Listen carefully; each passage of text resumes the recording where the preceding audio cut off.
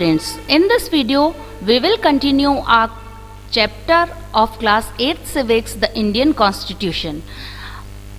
इस वीडियो में हम लोग देखेंगे, हमने हमारा जो सेकंड चैप्टर है आपकी बुक का फंडामेंटल राइट्स एंड ड्यूटीज़, वो फर्स्ट चैप्टर के साथ में मर्ज कर दिया है। तो हम फर्स्ट चैप्टर के साथ ही बच्चों ये कंटिन्यू करेंगे यहाँ पर फंडामेंटल राइट्स एंड ड्यूटीज़ को। नाउ सबसे पहले फंडामेंटल राइट्स एंड ड्यूटीज़ से हमारे माइंड में आता है कि फंडामेंटल राइट्स होते क्या हैं, है ना, मीनिंग क्या होता है फंडामेंटल राइट्स का। तो हम यहाँ पर देखते हैं कि rights literally mean those freedoms which are essential for the personal good as well as the good of the community. Okay, क्या होते हैं फंडामेंटल राइट्स? जो हमारे पर्सनल गुड के लिए, है ना, हमारी वेलबींग के लिए जो चीज़ें काम में आती हैं कि हम आसानी से रह सके, अपना जो काम है वो आसानी से कर सकें, वो हमारे फंडामेंटल राइट्स कहलाते हैं। ठीक है, इंडियन कॉन्स्टिट्यूशन ने हमें बच्चों 6 फंडामेंटल राइट्स जो हैं वो प्रोवाइड किए हैं। ठीक है, एक इंडियन सिटीजन को 6 फंडामेंटल राइट्स मिले हुए हैं। ये फंडामेंटल राइट्स कौन कौन से हैं? Right to equality, right to freedom, right against exploitation, right to freedom of religion, cultural and educational right and right to constitutional remedies. अब वन बाय वन हम इनको डिटेल में देखेंगे। तो फर्स्ट हम यहाँ पर देखते हैं कि हमने जो ये राइट्स देखें, इन राइट्स की ज़रूरत क्या है, इम्पोर्टेंस क्या है इनकी, जिसके लिए हमें कॉन्स्टिट्यूशन ने ये राइट जो है वो प्रोवाइड किए हैं। तो सबसे पहला हम देखते हैं fundamental rights make sure that all the individual should get the freedom to make their life happy and worth living. आपके राइट्स ये इंश्योर करते हैं कि प्रत्येक व्यक्ति, हर व्यक्ति जो है, हर इंसान जो, हर सिटीज़न है, वो उसे फ्रीडम मिले और वो अपनी लाइफ को क्या कर सके, हैप्पी, खुशहाल कर सके एंड वर्थफुल कर सके। अगर आपके पास में फ्रीडम नहीं होगी किसी भी काम को करने की, तो आप हैप्पीली नहीं रह पाएंगे। इसलिए फंडामेंटल राइट इम्पॉर्टेंट हो जाते हैं आपके लिए, आपकी फ्रीडम के लिए, कि आप अच्छे से आपकी ज़िंदगी जो है वो जी सके।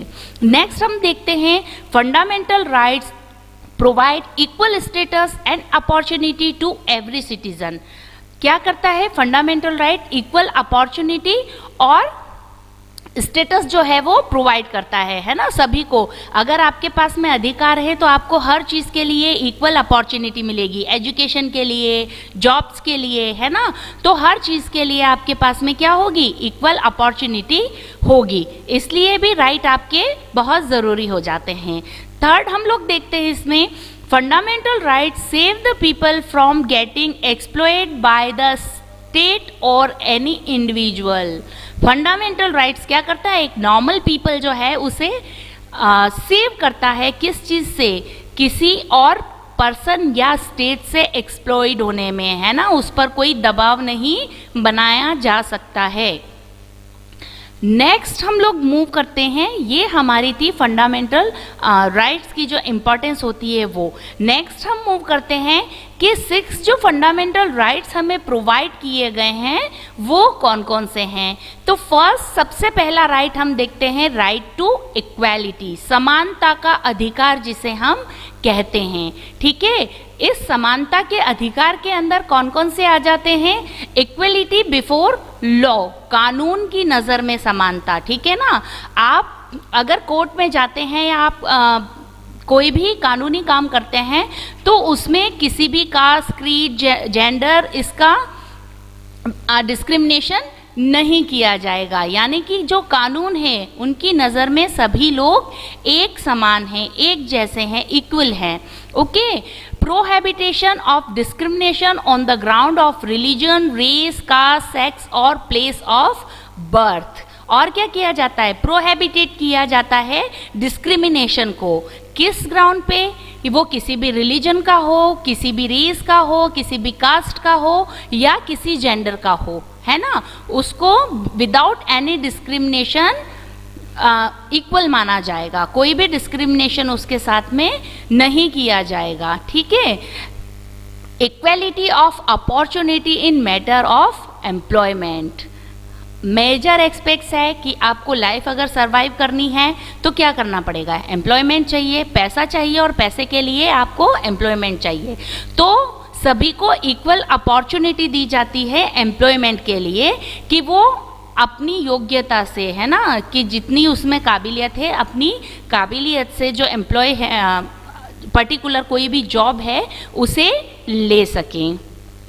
तो ये हो गया हमारा राइट टू इक्वालिटी। नेक्स्ट हम लोग आते हैं राइट टू फ्रीडम पे। राइट टू फ्रीडम के अंदर हमें क्या क्या मिला है, right to freedom and expression which enable the individual to participate in a public activity। Freedom का राइट मतलब आपका स्वतंत्रता का अधिकार, जो एक ह्यूमन बीइंग के लिए बहुत ज़रूरी होता है ना। स्वतंत्रता कितनी ज़रूरी होती है, आपको हर चीज़ में अगर बंदिशें लगा दी जाएंगी तो आप अपने आप को किस तरीके से सर्वाइव कर पाएंगे। तो राइट टू फ्रीडम एक बहुत इम्पॉर्टेंट राइट है हमारा। और फ्रीडम किसका, एक्सप्रेशन का, कि हम जो सोचते हैं, है ना, वो एक्सप्रेस कर पाएँ, बता पाएँ, हम अपनी आइडियोलॉजी को दूसरों को एक्सप्रेस कर पाएँ, ठीक है ना। और पब्लिक एक्टिविटीज़ जो है वो हिस्सा ले पाएँ। फिर freedom to assemble peacefully without arms. Second आ जाता है इसके अंदर, अगर हम देखते हैं तो किस चीज़ की फ्रीडम है, असेंबल होने की, इकट्ठा होने की, ठीक है ना। जिस तरीके से हमारे यहाँ पर मीटिंग्स होती हैं, पब्लिक मीटिंग्स हैं, या फिर आप अगर कोई सेमिनार्स हो रहे हैं, बट किस तरीके से इकट्ठा हो सकते हैं, peacefully and without arms, without any, आपके पास कोई भी ऐसे हथियार नहीं होने चाहिए, या ऐसी कोई चीज़ नहीं होनी चाहिए जिससे कि दूसरों को कोई नुकसान पहुँचे, ठीक है। Freedom to move freely throughout the territory of India.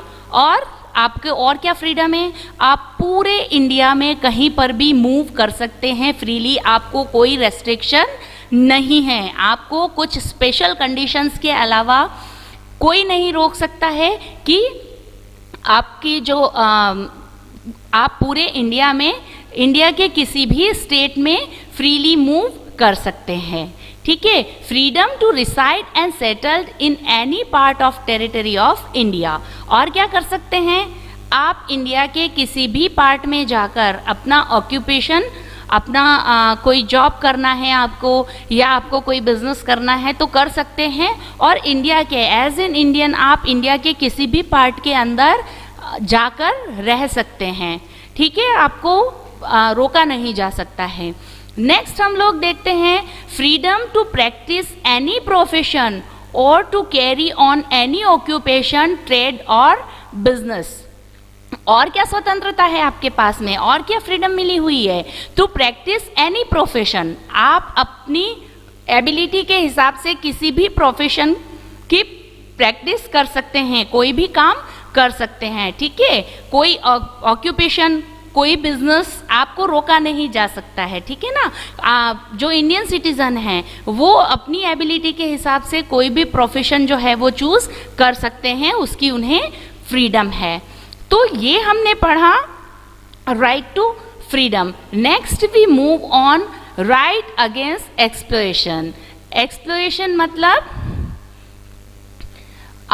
जो ह्यूमन राइट्स है ना, ठीक है, abolition of trafficking human being and बेगार। बेगार किसे कहते हैं, जो फोर्स लेबर पहले चला करता था, ये आज हमें देखने को बहुत कम मिलता है, लेकिन हम अगर पुराने समय में जाते हैं तो उस टाइम पे क्या किया जाता था, बेगार जो थी वो प्रथा चलती थी, इसको क्या कहेंगे हम, फोर्स्ड लेबर, फोर्सफुली उनसे वर्क करवाया जाता था, ठीक है, और उसके लिए उन्हें कोई मनी भी नहीं दी जाती थी। तो ह्यूमन ट्रैफिकिंग जो है उसे बंद किया गया और इसे इलीगल जो है डिक्लेयर कर दिया गया, ठीक है ना, कि कोई भी जो फोर्सफुल लेबर है ना, फोर्सफुली आप किसी से भी काम नहीं करवा सकते हैं, एंड विदाउट पेइंग मनी आप किसी से काम नहीं करवाएंगे। सेकंड देखते हैं abolition of employment of children below the age of 14 years in dangerous job like factories and mining. Second क्या चीज़ है, 14 years से कम के जो भी बच्चे हैं, है ना, जितने भी चिल्ड्रन हैं, उनके साथ में क्या होगा, डेंजरस जॉब में आप उन्हें नहीं रख सकते हैं. It is also a illegal activity. आप उन्हें जॉब पर नहीं रख सकते हैं. ये किसके अंदर आता है, चाइल्ड लेबर में. Okay, and child labour is a illegal. तो यहाँ राइट अगेन एक्सप्लेनेशन में अगर हमें कहीं पर भी ये लगता है कि 14 ईयर्स से जो कम चिल्ड्रंस हैं, वो लोग चिल्ड्रन है, वो लोग काम कर रहे हैं कहीं फैक्ट्रीज के अंदर, है ना, माइनिंग के अंदर, माइंस के अंदर काम कर रहे हैं, तो ये इलीगल कहलाता है. सेकंड, अगर हम किसी से फोर्सफुली वर्क करवाते हैं विदाउट पेइंग मनी, तो ये चीज़ भी आपकी इलीगल होती है. तो ये था हमारा राइट अगेंस्ट एक्सप्लॉयटेशन, और इसके लिए हमें आवाज़ उठानी चाहिए. नेक्स्ट हम देखते हैं right to freedom of religion, है ना. इंडिया को हमने देखा कि इंडिया कितनी डाइवर्स कंट्री है, इसमें बहुत सारी डाइवर्सिटी है, लैंग्वेज डाइवर्सिटी है, कल्चरल डाइवर्सिटी है, और अगर हम देखें जोग्राफिकल डाइवर्सिटी भी बहुत ज़्यादा हमें यहाँ पर देखने को मिल जाएगी. तो इसीलिए हमारा इंडियन कॉन्स्टिट्यूशन जो है वो right to freedom of religion जो है वो प्रोवाइड करता है. इसमें क्या चीज़ें आ जाती है देखते हैं, चलिए. All religions are equal before the state and no religion shall be given preference over the others. ठीक है, सारे रिलीजन जो हैं, हमारा जो इंडियन स्टेट है या जो इंडिया है, उसके लिए सारे रिलीजन क्या हैं, एक जैसे हैं. ठीक है ना, किसी भी एक रिलीजन को हमने प्रेफरेंस नहीं दिया है ना, और कोई अपना रिलीजन या कोई भी रिलीजन दूसरे पे फोर्स प्रेफरेंस नहीं कर सकता है या फोर्स नहीं कर सकता है. ओके, सेकंड हम देखते हैं citizens are free to preach, practice and propagate and religion of their choice. Second चीज, सिटीजन्स जो हैं वो फ्री किए गए हैं कि वो किसी भी रिलीजन को प्रीच कर सकते हैं, प्रैक्टिस कर सकते हैं. ठीक है, उनकी पसंद का. अगर हम किसी और हम क्या कर सकते हैं, हमारी पसंद के हिसाब से किसी भी धर्म को मान सकते हैं. ये हमें फ्रीडम मिली हुई है, उसके लिए हमें कोई फोर्स नहीं कर सकता है और ना हमें कोई रोक सकता है. ठीक है. Next, the objective of this right is to sustain the principle of secularism in India.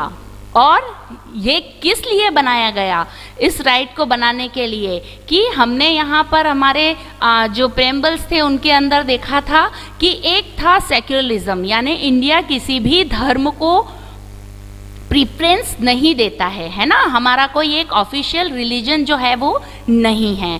तो इसलिए ये ऑब्जेक्टिव है ना, ये जो राइट है ये बनाया गया था, ये राइट हमें दिया गया था कि हम जिस भी रिलीजन को चाहते हैं उस रिलीजन को अपना सकते हैं. Now cultural and educational right. ठीक है, नेक्स्ट हमारा आता है कल्चरल एंड एजुकेशनल राइट. तो ये क्या था, any community which has a language and a script of its own has the right to conserve and develop them. ठीक है, किसी भी कम्युनिटी का, हमारे यहाँ पर अगर हम देखते हैं तो रिच हेरिटेज हैं, है ना, जो हम लिटरेरी पोर्शन में भी जाएं तो हमारे पास में बहुत सारी बुक्स मिल जाती हैं. तो बहुत सारी स्क्रिप्ट्स जो हैं वो हमारे यहाँ पर मिल जाएंगी हर पार्ट में. तो उन पार्ट को क्या किया जा सकता है, जिनके पास भी बहुत डाइवर्स लैंग्वेज हैं, स्क्रिप्ट्स हैं उन लैंग्वेज के अंदर, उन्हें कंजर्व करें और उन्हें डेवलप करें. ठीक है, तो ये क्या किया जा सकता है, हमारे यहाँ पर हम देखते हैं कि 22 लैंग्वेजेस जो हैं वो ऑफिशियल लैंग्वेजेस हैं हमारे यहाँ इंडिया के अंदर, है ना. तो ये कल्चरल और एजुकेशनल राइट्स के थ्रू हमें ये लैंग्वेजेस जो हैं वो मिली है. नेक्स्ट हम देखते हैं no citizen can be discriminated against for admission in state और स्टेट एडेड इंस्टीट्यूशन. ठीक है, क्या किया जाता है? एजुकेशनल राइट है ना? आप लोगों ने नाम सुना होगा RTE का, राइट टू एजुकेशन, है ना? तो राइट टू एजुकेशन में क्या मिला है? सभी को एजुकेशनल राइट मिले हैं कि सभी अच्छी इंस्टीट्यूट्स में एडमिशन लें, ठीक है ना? सबको ये अधिकार मिले कि विदाउट एनी डिस्क्रिमिनेशन स्टेट और स्टेट एडेड जो इंस्टीट्यूशंस होती हैं उनमें जो स्टूडेंट्स हैं, यहाँ पर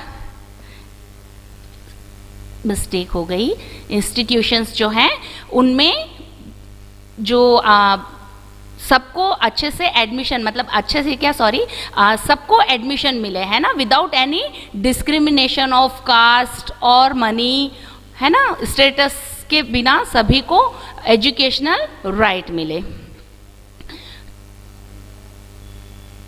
तो नेक्स्ट हम चलते हैं राइट टू कॉन्स्टिट्यूशनल रेमेडीज। ये है हमारा ये राइट है हमारा, right to constitutional remedies. Constitutional remedies का मतलब क्या हुआ? Empower the citizen to move the court of law in case of any denial of fundamental rights. अगर आपके फंडामेंटल राइट्स के अंदर कोई भी डिनायल हो रहा है या आप अपने फंडामेंटल राइट्स हैं उनका अबॉलिशन हो रहा है, तो उस कंडीशन में क्या कर सकते हैं? डायरेक्टली आप सुप्रीम कोर्ट के अंदर मूव कर सकते हैं। आपका जो केस है वो कहाँ होगा? सुप्रीम कोर्ट के अंदर होगा, है ना? तो आप अपने फंडामेंटल राइट्स को लेकर क्या कर सकते हैं? कोर्ट के अंदर जा सकते हैं और वहाँ पर इसकी अपील कर सकते हैं। नेक्स्ट, ये हमारे थे 6 फंडामेंटल राइट्स। अब हम देखते हैं यहाँ पर नेचर ऑफ फंडामेंटल राइट्स। हमने हमारे 6 फंडामेंटल राइट देख लिए। अब हम देखते हैं कि नेचर में ये फंडामेंटल राइट्स किस तरीके से वर्क करते हैं, ठीक है? Fundamental rights are universal in application. कैसे हैं ये? यूनिवर्सल हैं। यूनिवर्सल कैसे? कि सभी को समान रूप से ये मिले हुए हैं, ठीक है ना? ऐसा नहीं है कि इसमें कोई भी डिस्क्रिमिनेशन किया गया है। सभी को, जो इंडियन सिटीजन हैं उनको सभी को एक समान रूप से ये मिले हुए हैं, इसलिए ये क्या कहलाएंगे? यूनिवर्सल राइट्स, ठीक है? सेकंड देखते हैं, फंडामेंटल राइट्स आर जस्टिफिकेबल, ठीक है ना? ये कैसे होते हैं? इन्हें जस्टिफाई किया जा सकता है ना? आप क्या कर सकते हैं? इसके खिलाफ जस्टिस ले सकते हैं। अगर आपके फंडामेंटल राइट्स को कोई अपॉइल करता है तो आप इसके खिलाफ कोर्ट में जा सकते हैं, ठीक है? Fundamental rights are not absolute. और क्या है ये? एब्सोल्यूट भी नहीं है। आप इसे एब्सोल्यूट नहीं कह सकते हैं। इनमें टाइम टू टाइम चेंजेस जो है वो हो सकते हैं। Some of the right suspended temporarily during the time of emergency.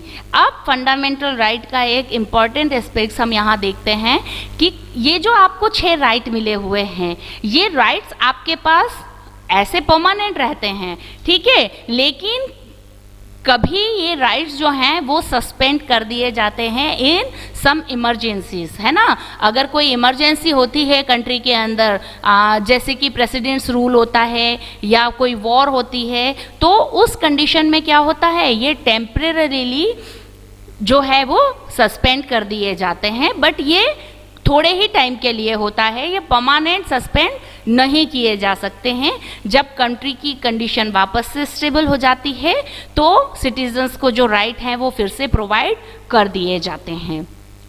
तो ये हमने देखे हमारे फंडामेंटल राइट्स। बट हमारे पास अगर राइट्स आए हैं तो कुछ रिस्पॉन्सिबिलिटीज भी आएंगी, क्योंकि अधिकार किसके साथ आते हैं? हमेशा राइट्स हमें ड्यूटीज़ के साथ मिलते हैं। कुछ ड्यूटीज़ भी हमें फुलफिल करनी पड़ती हैं। तो उसी तरीके से जैसे कॉन्स्टिट्यूशन ने हमें राइट्स प्रोवाइड किए हैं, वैसे ही ड्यूटीज़ भी प्रोवाइड करी हैं। तो अब हम देखते हैं कि हमें 10 फंडामेंटल ड्यूटीज़ जो हैं वो क्या दी गई हैं, ठीक है? तो फर्स्ट हम देखते हैं यहाँ पर, to abide by the constitution and to respect ideals of constitution and institutions, the national flag and the national anthem. First duty हमारे पास में क्या आ जाती है कि एक तो हम हमारी जो कंट्री हैं उसकी रिस्पेक्ट करें, उसकी आइडियोलॉजी की रिस्पेक्ट करें, है ना। जो हमारी इंस्टीट्यूशंस हैं, है ना, इंस्टीट्यूशंस कौन सी हो जाएंगी हमारी, जो गवर्नमेंटल ऑर्गन्स हैं उनकी, हमारे नेशनल फ्लैग और नेशनल एंथम की क्या करें, हम लोग रिस्पेक्ट करें। To create and follow the noble ideas which inspired to struggle for freedom, और फ्रीडम स्ट्रगल के जो आइडियाज थे, है ना, उन्हें हम क्या करें, फॉलो करें और क्रीच करें, ठीक है। To uphold, protect the sovereignty, unity and integrity of India. क्या करना चाहिए, यूनिटी, इंटीग्रिटी और sovereignty को प्रोटेक्ट करके रखना है हमें, ठीक है। To define a country and render national services when called upon to do so. जब भी आपको आपकी देश के लिए किसी काम के लिए, नेशनल सर्विसेज के लिए बुलाया जाए तो उसमें जाना चाहिए, ठीक है। To promote harmony and the spirit of common brotherhood among all the people of India, linguistic and regional और सेक्शनल डाइवर्सिटीज। और क्या होना चाहिए, हार्मनी जो है ना, हार्मनी को भाईचारा बना के रखना चाहिए, कंट्री में हार्मनी होनी चाहिए, और कॉमन स्पिरिट जो है उसे, कॉमन स्पिरिट को आगे बढ़ावा देना चाहिए, ठीक है। सभी लैंग्वेजेस जो हैं, है ना, जैसे रीजनल लैंग्वेजेस है, रीजनल डाइवर्सिटीज हैं, उन्हें हमें साथ लेकर चलना चाहिए। नेक्स्ट हम लोग देखते हैं to value and preserve the rich heritage of our composite culture. हमारे जो कल्चर में, हमारे पास में क्या है, बहुत सारे हेरिटेजेस हैं, उन्हें क्या करना चाहिए, प्रिजर्व करके रखना चाहिए, उन्हें डिस्ट्रॉय नहीं करना चाहिए। To protect and improve the natural environment including factories, lakes, rivers and wild life, and to have composition of living creatures. क्या करना चाहिए, जो वाइल्ड लाइफ है हमारी, जो रिवर्स है, जो लेक्स हैं, उन्हें भी हमें, नेचुरल एनवायरनमेंट जो है हमारा, उन्हें प्रोटेक्ट करके रखना चाहिए। बिकॉज क्या है, वो हमारी कंट्री के जो रिच हेरिटेज हैं, ये अगर हम देखें तो ये नेचुरल हेरिटेज है हमारे, तो इन्हें हमें क्या करके रखना चाहिए, प्रोटेक्ट करके रखना चाहिए, और इनके इम्प्रूवमेंट के लिए आपको क्या करना चाहिए, उसमें हेल्प करनी चाहिए। To develop the scientific temper, humanism and the spirit of inquiry in reform. क्या करना चाहिए आपको, ह्यूमनिज्म रखना चाहिए, ठीक है ना, एक ह्यूमनिज्म डेवलप करना चाहिए, एक साइंटिफिक टेम्पर जो है उसे डेवलप करना चाहिए, है ना, और बदलाव के लिए हमेशा तैयार रहना चाहिए, है ना। जो एक अच्छा बदलाव है उसके लिए हमें प्रैक्टिस करनी चाहिए। नेक्स्ट हम देखते हैं to safeguard the public property and the एड्योर वायलेंस। पब्लिक प्रॉपर्टी को क्या करना चाहिए, संभाल के रखना चाहिए। अब हमारी पब्लिक प्रॉपर्टीज़ के अंदर कौन कौन सी चीज़ें आ जाती है, जो हमारी बसेस हैं, ट्रेन्स हैं, है ना, बहुत सारी चीज़ें हैं जो हमारी पब्लिक प्रॉपर्टीज़ के अंदर आ जाती हैं। इन्हें संभाल के रखना चाहिए, है ना, कोई भी वायलेंस नहीं करना चाहिए इनके साथ कि बसों में हम तोड़फोड़ कर रहे हैं या बसों में हम आग लगा रहे हैं, तो ये काम नहीं करना चाहिए, ये हमारी ड्यूटीज़ के अंदर आ जाता है। To strive towards the all space of individual and collectively activity so that the national constituently rise the higher level of the end over an achievement। और क्या करना चाहिए,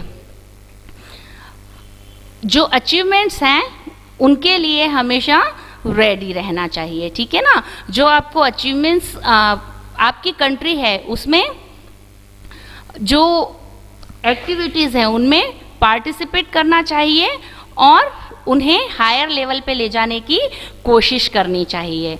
तो ये हमारी थी कुछ फंडामेंटल ड्यूटीज़ और राइट्स। अब यहीं पर हमारा ये चैप्टर ख़त्म होता है। Hope you learn this complete chapter very nicely. Thank you.